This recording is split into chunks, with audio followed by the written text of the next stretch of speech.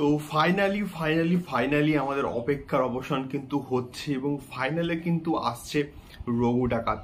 Hello guys, আমি Deep and welcome back to my channel Deep exclusive. So এখন আমি এই ভিডিওর মধ্যে কথা বলবো একটা দুর্দান্ত বিষয়কে নিয়ে, এবং এই খবরটা আমি কিন্তু গতকাল রাতেই কিন্তু মোটামুটি পেয়েছিলাম, বাট অনেক রাত হয়ে গেছিল, তাই আমি ইচ্ছে করে ভিডিওটা করিনি এবং সকালে ভিডিওটা আমি নিয়ে আসছি। তো এখন বিষয়টা হচ্ছে একটা নামী পত্রিকা এবং সেখান থেকে এই খবরটা কিন্তু মোটামুটি রিভিল করা হয়েছে এবং আই থিঙ্ক এই খবরটা জেনুইন হলেও কিন্তু হতে পারে।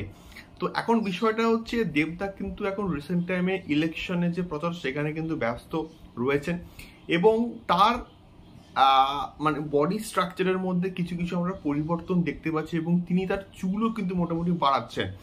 তো এই যে বডি স্ট্রাকচারের পরিবর্তন এবং চুল বাড়াচ্ছেন, এর মধ্যেকার আসল রহস্য কি?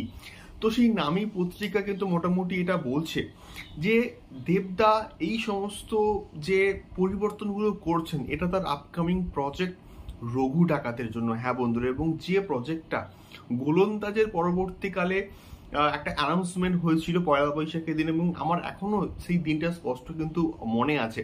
এবং দেবদার প্রোডাকশন হাউস এবং এসবিএফ একসঙ্গে মিলিতভাবে এই একটা বিগ বাজেট ছবি কিন্তু তারা নিয়ে আসার প্ল্যানিং করেছিল। তো সেই ছবিটা এইবারে কিন্তু ফ্লোরে যেতে চলেছে।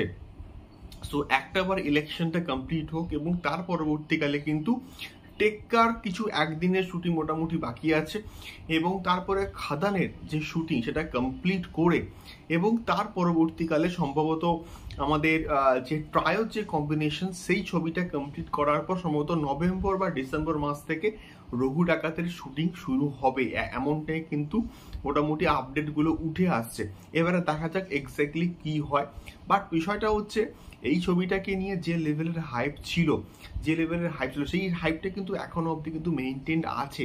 যখনই আসবে তখনই হাইপ কিন্তু মানে আবার কিন্তু বাড়বে।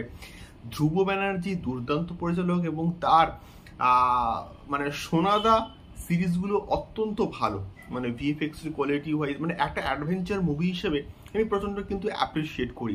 তো রঘু ডাকাত যেহেতু একটা বড় সিনেমা, তাকে অনেকটা গ্র্যান্ড স্কেলে কিন্তু তৈরি করতে হবে, এমনটাই হওয়াটা উচিত।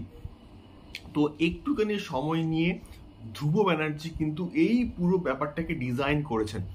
এবার বিষয়টা হচ্ছে এই বছর তাহলে কিন্তু দেবদার প্রথম ছবি হিসেবে কিন্তু আসছে টেক্কা, এবং এটা কিন্তু পুজোয় মুক্তি পাবে এবং তার পরবর্তীকালে সেই ডিসেম্বর মাসে ক্রিসমাসের সেই ট্রায়াল কম্বিনেশনটা কিন্তু আসবে এবং তার পরবর্তীকালে হয়তো খাদান 2024-এ মুক্তি পাওয়ার কোনো রকম পসিবিলিটি নেই।